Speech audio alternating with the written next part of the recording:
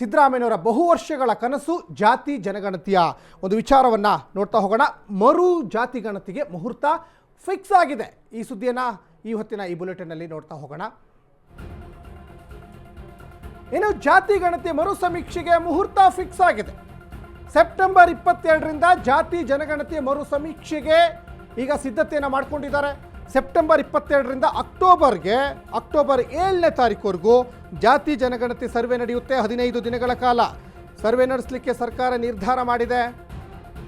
ಇನ್ನು ಸಿಎಂ ನೇತೃತ್ವದ ಜಾತಿ ಗಣತಿ ಸಭೆಯಲ್ಲಿ ಈ ರೀತಿಯಾದಂತಹ ಒಂದು ತೀರ್ಮಾನಕ್ಕೆ ಬಂದಿದ್ದಾರೆ. ಇನ್ನು ಜಾತಿ ಗಣತಿ ಮರು ಸಮೀಕ್ಷೆಗೆ ಮುಹೂರ್ತ ಫಿಕ್ಸ್ ಆಗಿದೆ. ಸೆಪ್ಟೆಂಬರ್ 22ರಿಂದ ಜಾತಿ ಜನಗಣತಿ ಮರು ಸಮೀಕ್ಷೆ ಸೆಪ್ಟೆಂಬರ್ 22ರಿಂದ ಅಕ್ಟೋಬರ್ 7ರವರೆಗೂ ಕೂಡ ನಡೆಯುತ್ತೆ.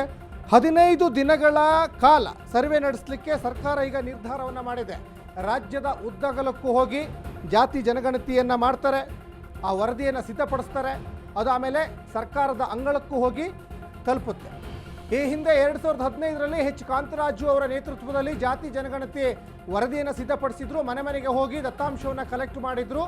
ಆದರೆ 2014ರಲ್ಲಿ ಸಿದ್ಧಪಡಿಸಿದಂತಹ ವರದಿ ಏನಿತ್ತಲ್ಲ, ಅದು ಸರಿಯಾದಂತಹ ವರದಿ ಅಲ್ಲ. ಯಾವುದೇ ರೀತಿಯಾದಂತಹ ಅಧ್ಯಕ್ಷರ ಸಹಿ ಇಲ್ಲ, ಸದಸ್ಯರುಗಳ ಸಹಿ ಇಲ್ಲ. ಅದೊಂದು ಅವೈಜ್ಞಾನಿಕವಾದಂತಹ ವರದಿ ಅಂತ ಒಕ್ಕಲಿಗರು ಮತ್ತು ಲಿಂಗಾಯತ ಸಮುದಾಯ ಸೇರಿದಂತೆ ಕೆಲವೊಂದಿಷ್ಟು ಪ್ರಬಲ ಸಮುದಾಯದವರು ಕೂಡ ತುಂಬ ಆಕ್ರೋಶವನ್ನು ವ್ಯಕ್ತಪಡಿಸಿದರು. ಇನ್ನು ಕಾಂಗ್ರೆಸ್ ಪಕ್ಷದಲ್ಲೂ ಸಾಕಷ್ಟು ಆಕ್ರೋಶಗಳು ವ್ಯಕ್ತವಾಗ್ತಾ ಇದ್ವು. ಈ ಸಮೀಕ್ಷೆ ಸರಿಯಾಗಿಲ್ಲ, ಈ ಸಮೀಕ್ಷೆಯನ್ನು ಇಟ್ಕೊಂಡು ವರದಿಯನ್ನು ನೀವು ಮಂಡನೆ ಮಾಡಿದರೆ ಸರ್ಕಾರಕ್ಕೆ ತುಂಬ ಡ್ಯಾಮೇಜ್ ಆಗ್ತದೆ, ಸರ್ಕಾರ ಉಳಿಯಲ್ಲ ಅಂತ ಕಾಂಗ್ರೆಸ್ ಪಕ್ಷದ ಕೆಲವೊಂದಿಷ್ಟು ಲೀಡ್ರುಗಳು ಸರ್ಕಾರಕ್ಕೇ ಎಚ್ಚರಿಕೆಯನ್ನು ಕೊಟ್ಟಿದ್ದರು. ಆಮೇಲೆ BJP JDSನ ನಾಯಕರುಗಳು, ಆಮೇಲೆ ಕಾಂಗ್ರೆಸ್ ಪಕ್ಷದ ಲಿಂಗಾಯತ ಮತ್ತು ಒಕ್ಕಲಿಗ ಸಮುದಾಯದವರು ಕೂಡ ಪ್ರಬಲವಾದಂತಹ ವಿರೋಧವನ್ನು ವ್ಯಕ್ತಪಡಿಸಿದರು. ಈಗ ಮತ್ತೆ ಮರು ಸಮೀಕ್ಷೆಯನ್ನು ನಾವು ಮಾಡ್ತೀವಿ ಅಂತ ಒಂದು ಕಡೆ ಈಗ ಸರ್ಕಾರದವರು ಹೊರಟಿದ್ದಾರೆ. ಸೆಪ್ಟೆಂಬರ್ 22ನೇ ತಾರೀಕಿಂದ ಜಾತಿ ಗಣತಿ ಮರು ಸಮೀಕ್ಷೆಗೆ ಈಗ ಸರ್ಕಾರ ಮುಂದಾಗಿರೋದ್ರಿಂದ 15 ದಿನಗಳ ಕಾಲ ಸಮೀಕ್ಷೆಯನ್ನು ನಡೆಸಲಿಕ್ಕೆ ಸರ್ಕಾರ ಈಗ ನಿರ್ಧಾರವನ್ನು ಮಾಡಿದೆ. ಇನ್ನು ಜಾತಿ ಗಣತಿಗೆ ಪ್ರಬಲ ಸಮುದಾಯಗಳ ವಿರೋಧ ಇರುವಂತಹ ಹಿನ್ನೆಲೆಯಲ್ಲಿ ಹೊಸ ಗಣತಿಯಲ್ಲಿ ಎಚ್ಚರ ವಹಿಸುವಂತೆ CM ಸೂಚನೆ ಕೊಟ್ಟಿದ್ದಾರೆ. ಲೋಪದೋಷಗಳಾಗಬಾರ್ದು, ಆ ನಿಟ್ಟಿನಲ್ಲಿ ಕ್ರಮ ತೆಗೆದುಕೊಳ್ಳಿ. ಇನ್ನೊಂದು ಕಡೆ ಜಾತಿ ತಾರತಮ್ಯ ನಿವಾರಿಸೋದೇ ಗಣತಿಯ ಮುಖ್ಯ ಉದ್ದೇಶ ಆಗಿರಬೇಕು.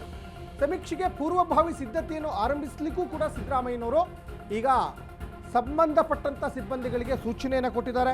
ತೆಲಂಗಾಣದ ಗಣತಿಯನ್ನು ಕುರಿತು ಅಧ್ಯಯನ ನಡೆಸಲಿಕ್ಕೆ ಪ್ಲ್ಯಾನನ್ನು ಮಾಡ್ತಾ ಇದ್ದಾರೆ. ಈಗ ತೆಲಂಗಾಣದಲ್ಲೂ ಕೂಡ ಕಾಂಗ್ರೆಸ್ಸೇ ಈಗ ಅಧಿಕಾರದಲ್ಲಿದೆ. ತೆಲಂಗಾಣದ ಗಣತಿಯನ್ನು ಕುರಿತು ಅಧ್ಯಯನ ನಡೆಸಲಿಕ್ಕೆ ಈಗ ಪ್ಲ್ಯಾನ್ ಕೂಡ ಮಾಡ್ತಾ ಇದ್ದಾರೆ.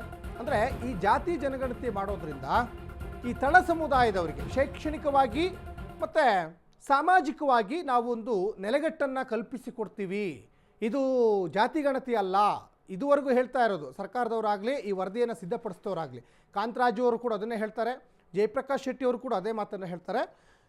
ಇದು ಜಾತಿ ಜನಗಣತಿ ಅಲ್ಲ, ತಳ ಸಮುದಾಯದವರಿಗೆ ಸಂಬಂಧಪಟ್ಟ ಹಾಗೆ ಇಲ್ಲಿ ಶೈಕ್ಷಣಿಕವಾಗಿ ಮತ್ತು ಸಾಮಾಜಿಕವಾಗಿ ಅವರಿಗೊಂದು ನೆಲೆಗಟ್ಟನ್ನು ಕಲ್ಪಿಸಿಕೊಡುವ ನಿಟ್ಟಿನಲ್ಲಿ ಮಾಡಿರುವಂತಹ ಒಂದು ಸಮೀಕ್ಷೆ ಇದು. ಲೋಪದೋಷ ಆಗದಂತೆ ಈ ಬಗ್ಗೆ ಕ್ರಮ ವಹಿಸಲಿಕ್ಕೆ ಸಿದ್ದರಾಮಯ್ಯನವರು ಸೂಚನೆಯನ್ನು ಕೊಟ್ಟಿದ್ದಾರೆ. ಸಮೀಕ್ಷೆ ವೈಜ್ಞಾನಿಕ ಮತ್ತು ಪಾರದರ್ಶಕವಾಗಿ ನಡೀಬೇಕು, ಇದು ಮಸ್ಟ್ ಆ್ಯಂಡ್ ಶುಡ್ ಇದು. ಸಮೀಕ್ಷೆ ಕಾರ್ಯದ ಮೇಲುಸ್ತುವಾರಿಗೆ ಉನ್ನತ ಮಟ್ಟದ ಒಂದು ಜವಾಬ್ದಾರಿಯನ್ನು ಕೊಟ್ಟಿದ್ದಾರೆ. ಉನ್ನತ ಮಟ್ಟದ ಸಮಿತಿ ರಚನೆ ಮಾಡಲಿಕ್ಕೆ ಸಭೆಯಲ್ಲಿ ನಿರ್ಧಾರ ಕೂಡ ಮಾಡಿದ್ದಾರೆ ಅನ್ನೋದು ಇಲ್ಲಿ ಗೊತ್ತಾಗ್ತಾ ಇದೆ. ವೈಜ್ಞಾನಿಕವಾಗಿ ಜಾತಿ ಗಣತಿಗೆ ಈಗ ಕಾಂಗ್ರೆಸ್ ಸರ್ಕಾರ ನಿರ್ಧರಿಸಿದೆ ಅನ್ನೋದು ಇಲ್ಲಿ ಗೊತ್ತಾಗ್ತಾ ಇದೆ. ಬೆಂಗಳೂರಿನ ಸಮೀಕ್ಷೆ ಯಶಸ್ವಿಗೊಳಿಸಲಿಕ್ಕೆ ಯೋಜನೆಯನ್ನು ರೂಪಿಸಿ, ಇದು ಸಭೆಯಲ್ಲಿ ಮುಖ್ಯಮಂತ್ರಿ ಸಿದ್ದರಾಮಯ್ಯನವರು ಸಂಬಂಧಪಟ್ಟ ಅಧಿಕಾರಿಗಳಿಗೆ, ಸಂಬಂಧಪಟ್ಟ ಸಿಬ್ಬಂದಿಗಳಿಗೆ ಕೊಟ್ಟಿರುವಂತಹ ಸೂಚನೆ ಅನ್ನೋದು ಕೂಡ ಇಲ್ಲಿ ಗೊತ್ತಾಗ್ತಾ ಇದೆ. ಅಂದರೆ ಈಗ ಸಾಕಷ್ಟು ಜನ ಸಿಬ್ಬಂದಿಗಳನ್ನು ನಿಯೋಜನೆ ಮಾಡಿದ್ದಾರೆ. ಆ ಸಿಬ್ಬಂದಿಗಳು ಮನೆ ಮನೆಗೂ ಹೋಗಬೇಕು. ಮನೆ ಮನೆಗೂ ಹೋಗಿ ಒಂದೊಂದು ಮನೆಯಲ್ಲಿ ಎಷ್ಟೆಷ್ಟು ಜನ ಇದ್ದಾರೆ ಎಲ್ಲ ಡೇಟಾವನ್ನು ಕಲೆಕ್ಟ್ ಮಾಡಬೇಕು. ಈ ಬಗ್ಗೆ ಹೆಚ್ಚಿನ ಡೀಟೇಲ್ಸನ್ನು ನಮ್ಮ ಪೊಲಿಟಿಕಲ್ ರಿಪೋರ್ಟರ್ ಅಭಿಷೇಕ್ ಹೆಚ್ಚಿನ ಡೀಟೇಲ್ಸನ್ನು ಕೊಡ್ತಾ ಹೋಗ್ತಾರೆ. ಅಭಿಷೇಕ್, 2015ರಲ್ಲಿ ಎಚ್ ಕಾಂತರಾಜು ಅವರು ಒಂದು ವರದಿಯನ್ನು ಸಿದ್ಧಪಡಿಸಿದ್ರು. ಆ ವರದಿಯನ್ನು ಮಂಡಿಸಲಿಕ್ಕೆ ಸಿದ್ದರಾಮಯ್ಯನವರು ಮುಂದಾದರೂ ಕೂಡ ಕಾಂಗ್ರೆಸ್ ಪಕ್ಷ ಸೇರಿದಂತೆ JDS ಮತ್ತು BJP ಪಕ್ಷದ ಪ್ರಬಲ ಸಮುದಾಯದ ನಾಯಕರುಗಳು ತೀವ್ರವಾದಂತಹ ವಿರೋಧವನ್ನು ವ್ಯಕ್ತಪಡಿಸಿದ್ರು. ಕಾರಣ ಅವೈಜ್ಞಾನಿಕವಾಗಿದೆ, ಜೊತೆಗೆ ಅಧ್ಯಕ್ಷರ ಸಹಿ ಇಲ್ಲ, ಸದಸ್ಯರ ಸಹಿ ಇಲ್ಲ, ಮನೆ ಮನೆಗೆ ಹೋಗಿ ಸರಿಯಾಗಿ ದತ್ತಾಂಶ ಕಲೆಕ್ಟ್ ಮಾಡಿಲ್ಲ ಅಂತ. ಮತ್ತೊಂದು ಪ್ರಶ್ನೆ ಕಾಡ್ತಾ ಇರೋದು ಅಭಿಷೇಕ್, ಕೇಂದ್ರ ಸರ್ಕಾರ ಕ್ಲಿಯರಲ್ಲಿ ಎಲ್ಲ ರಾಜ್ಯದವರಿಗೂ ಒಂದು ಮಾಹಿತಿಯನ್ನು, ಒಂದು ಸೂಚನೆಯನ್ನು ಕೊಟ್ಟಿದೆ. ಜಾತಿ ಗಣತಿ ಜನಗಣತಿಯನ್ನು ನಾವೇ ಸಮೀಕ್ಷೆ ಮಾಡ್ತೀವಿ, ಯಾವ ರಾಜ್ಯದವರು ಮಾಡೋದು ಬೇಡ ಅಂತ. ಇಷ್ಟೆಲ್ಲ ಬೆಳವಣಿಗೆ ನಡೆದರೂ ಕೂಡ ರಾಜ್ಯ ಸರ್ಕಾರ ಜಾತಿ ಜನಗಣತಿ ಮಾಡಲಿಕ್ಕೆ ಮುಂದಾಗ್ತಾ ಇದೆ, ಯಾಕೆ ಅಂತ ಅಭಿಷೇಕ್? ಸಚಿನ್, ಖಂಡಿತ ಕಾಂಗ್ರೆಸ್ ಪಕ್ಷ ಏನು ಜಾತಿ ಗಣತಿಯ ಒಂದು ಸಮೀಕ್ಷೆನ ಮಾಡೋದಕ್ಕೆ ಇದಾಗಲೇ ಕೈಯನ್ನ ಹಾಕಿತ್ತು. ಅದರಲ್ಲೂ ಕೂಡ ಸಿಎಂ ಸಿದ್ದರಾಮಯ್ಯ ಅವರು ಏನು 2015ರಲ್ಲಿ ಕಾಂತರಾಜ್ ಅವರು ಸಿದ್ಧಪಡಿಸಿರ್ತಕ್ಕಂಥ ವರದಿಯನ್ನು ಸ್ವೀಕಾರ ಮಾಡಿ ಜಾತಿ ಗಣತಿಯನ್ನ ಮಂಡನೆ ಮಾಡಲೇಬಿಟ್ರು ಅಂತ ಒಂದಷ್ಟು ನಿರ್ಧಾರಕ್ಕೆ ಬಂದಿದ್ರು.